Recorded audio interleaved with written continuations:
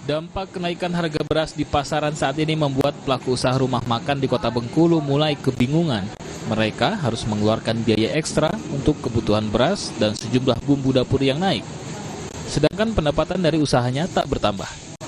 Mensiasati harga-harga bahan pokok yang naik, mereka akhirnya terpaksa mengurangi jumlah porsi makanan yang dijual.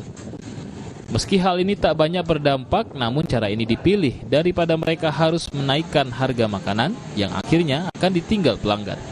Berdampak sekali untuk kalau ini sudah mengalami kenaikan, sangat berdampak sekali. Kita naikkan harga atau tetap? Kalau mungkin naikkan harga cuma agak dikurangi batasi, kurangi porsi sedikit. Oh, betul. Hitungannya ya ada lah, cuma nggak banyak. Cuma cara sedikit, tapi kita ngambilnya jangka panjang. Dampaknya sih keuntungan yang pasti.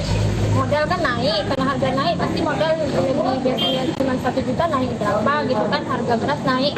Yang lain juga sayuran, karena kemarau panjang jadi sayuran agak naik.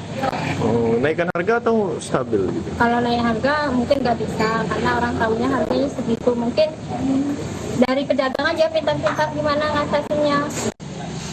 Masyarakat berharap harga beras dan kebutuhan pokok lainnya dapat berangsur turun sehingga perekonomian mereka kembali stabil. Bayazir Al-Raihan, Kompas TV Bengkulu.